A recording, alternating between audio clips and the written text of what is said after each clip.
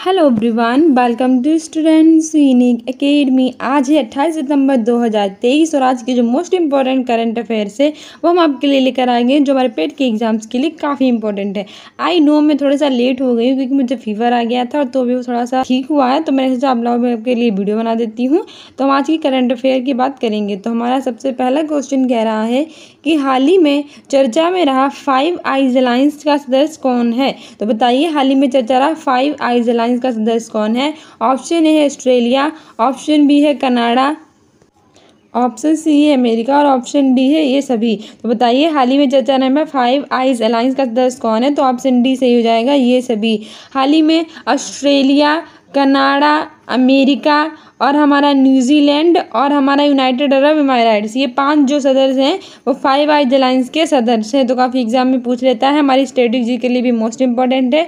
ये five eyes alliance के सदस्य कौन कौन से हैं। तो ऑस्ट्रेलिया, कनाडा, अमेरिका, न्यूजीलैंड और यूएई यानी यूनाइटेड अरब इमाराइट्स, ये 5 सदस्य हैं। ठीक है।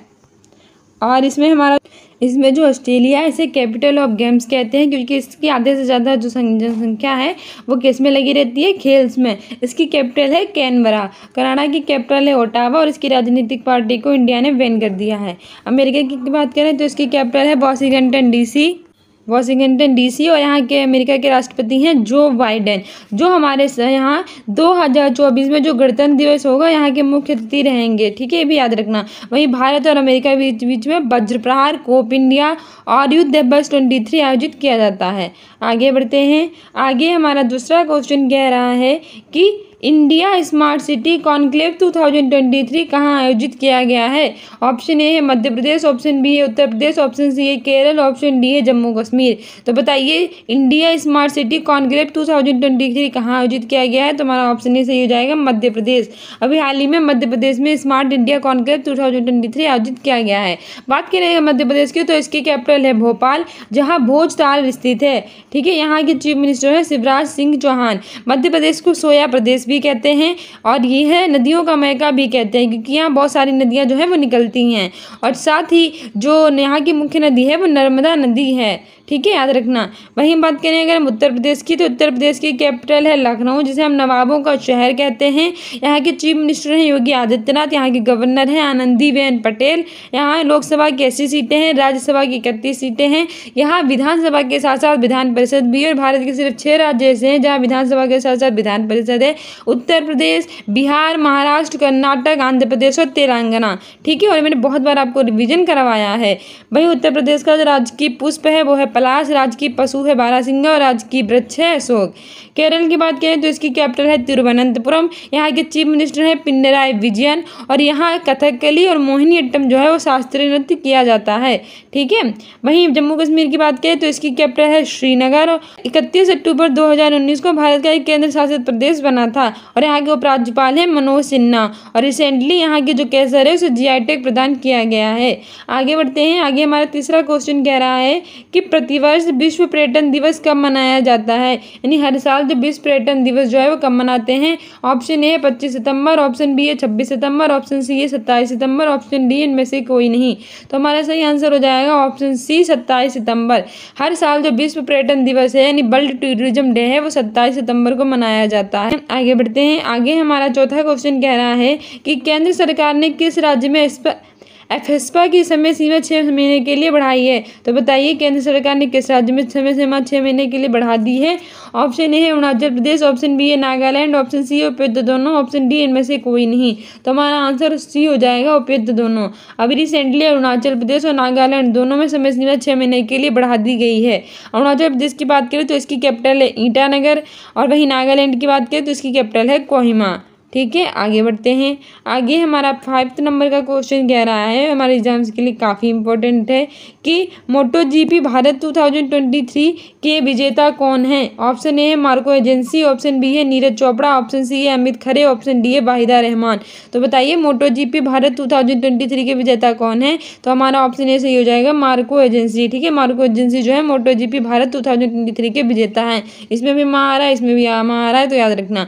वही जो वाहिदा रहमान है इन्हें 2023 का दादा साहब फाल्के अवार्ड है वो प्रदान किया गया है। और हमारे एग्जाम्स के लिए मोस्ट इंपॉर्टेंट बन जाता है। तो 2020 दादा साहब फाल्के अवार्ड जो है वहीदा रहमान को प्रदान किया गया है।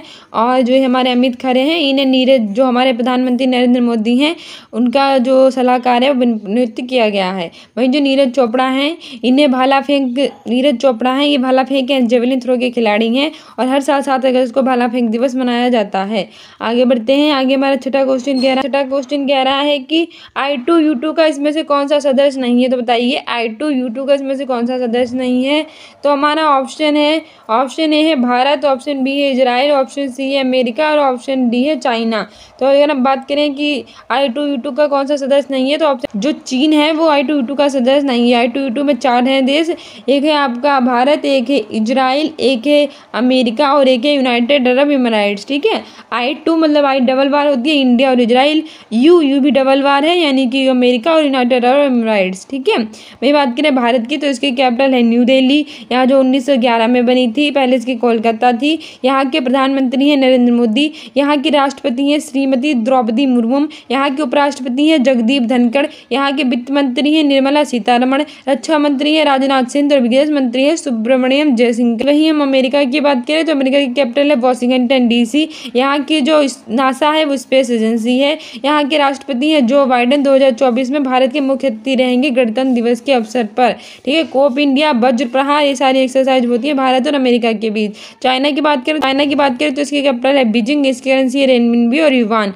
आगे बढ़ते हैं। आगे हमारा 7वां क्वेश्चन कह रहा है कि यूनिक्लो ने किसे भारत में अपना पहला ब्रांड एम्बेसडर बनाया है। तो बताइए जो यूनिक्लो है उसने किसे भारत में अपना पहला ब्रांड एम्बेसडर बनाया है।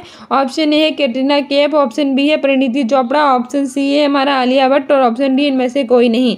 तो अगर बात करें यूनिक्लो की तो इसने भारत में अपना पहला ब्रांड एम्बेसडर बनाया है कैटरीना कैफ को। ठीक है, ऑप्शन ए सही हो जाएगा। आगे बढ़ते हैं। आगे हमारा 8वां क्वेश्चन कह रहा है कि अभी हाल ही में गूगल ने अपना कौन सा जन्मदिन मनाया है। ऑप्शन ए है 22, ऑप्शन बी है 25, ऑप्शन सी है 27, ऑप्शन डी है 30। तो हमारा सही आंसर हो जाएगा ऑप्शन बी। अभी हाल ही में गूगल ने अपना 25वां जन्मदिन मनाया है। बात करें गूगल की तो इसकी फुल फॉर्म होती है global organization of inter group language of earth. ठीक है, आगे बढ़ते हैं। आगे हमारा अगला 9 नंबर का क्वेश्चन कह रहा है कि हाल ही में किस राज्य ने T20 इंटरनेशनल में सर्वोच्च स्कोर का रिकॉर्ड बनाया है। तो बताइए वो कौन सा राज्य है जिसने T20 इंटरनेशनल में सर्वोच्च स्कोर का रिकॉर्ड बनाया है। Option A Nepal, option B है बांग्लादेश, ऑप्शन सी है भारत, ऑप्शन डी है चीन। तो हमारा सही आंसर हो जाएगा ऑप्शन है नेपाल।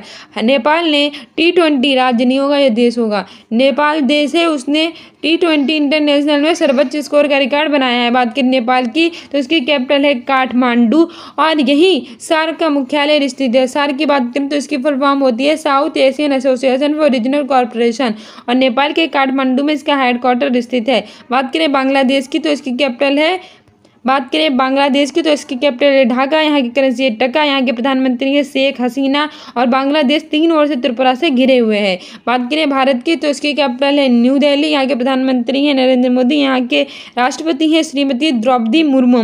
ठीक है, और यहाँ 28 राज्य और 8 केंद्र शासित प्रदेश हैं। चाइना की कैपिटल है बीजिंग और यहाँ की करेंसी है रेनमिनबी और युवान।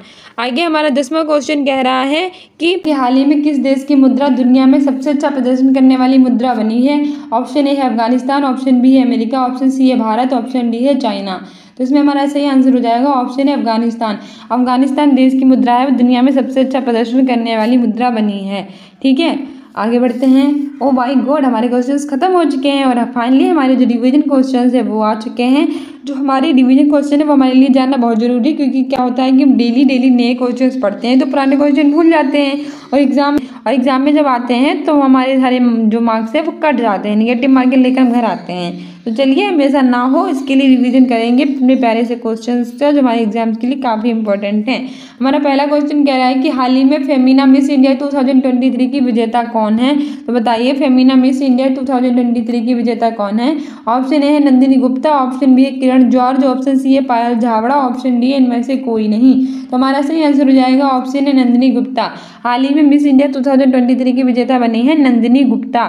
ठीक है, आगे बढ़ते हैं। आगे हमारा दूसरा क्वेश्चन कह रहा है कि हाल ही में यूनेस्को की विश्व विरासत सूची में शामिल होने वाला 42वां भारतीय स्थल कौन सा है। तो बताइए जो हाल ही में यूनेस्को है इसकी विश्व विरासत स्थल में शामिल होने वाला 42वां भारतीय स्थल कौन सा है? ऑप्शन ए है शांति निकेतन, ऑप्शन बी है होयसल मंदिर समूह, ऑप्शन सी है रामप्पा मंदिर, ऑप्शन डी है धोलावीरा। तो हमारा सही आंसर हो जाएगा ऑप्शन बी होयसल मंदिर समूह। जो यूनेस्को है इसकी फुल फॉर्म होती है united national education scientific for culture organization. 1945 में इसकी स्थापना हुई थी। फ्रांस के पेरिस में इसका हेडक्वार्टर है और इसमें जो 42वां भारतीय स्थल है उसे शामिल कर लिया गया है और वो बना है होयसल मंदिर समूह जो कि है कर्नाटक में। ठीक है, होयसल मंदिर समूह कहाँ है? कर्नाटक में। बात करें कर्नाटक की तो इसकी कैपिटल है बेंगलुरु, जिसे भारत की सिलिकॉन वैली भी कहते हैं और इसरो का मुख्यालय भी यहीं स्थित है। शांति निकेतन जो है ये 41 नंबर का बना है और ये जो है पश्चिम बंगाल में। और वहीं रामप्पा मंदिर की बात करें तो ये 39 नंबर का बना था और ये है तेलंगाना में। वहीं धोलावीरा की बात करें तो ये 40वें नंबर का बना था और ये है गुजरात में। तो सारे याद रखना, हमारे एग्जाम्स के लिए इंपॉर्टेंट स्ट्रेटेजी में पूछे जा सकते हैं। हाल ही में यूनेस्को की विश्व विरासत सूची में शामिल होने वाला 42वां भारतीय स्थल है होयसल मंदिर समूह जो कि कर्नाटक का है। 41 नंबर का है शांति निकेतन जो कि पश्चिम बंगाल में है। 39 नंबर का है रामप्पा मंदिर जो कि है तेलंगाना में और 40वें नंबर का है धोलावीरा जो कि है गुजरात में। ठीक है, फिर हमारा तीसरा क्वेश्चन कह रहा है कि हाल ही में सिमोन हालेप पर डोपिंग का आरोप लगाया गया है, इनका संबंध किस खेल से है? ऑप्शन ए है टेबल टेनिस, ऑप्शन बी है क्रिकेट, ऑप्शन सी है भाला फेंक, ऑप्शन डी है इनमें से कोई नहीं। तो बताओ जो सिमोन हालेप है इन पर डोपिंग का आरोप लगाया गया है तो इनका संबंध किस खेल से है? तो ऑप्शन ए सही हो जाएगा टेबल टेनिस।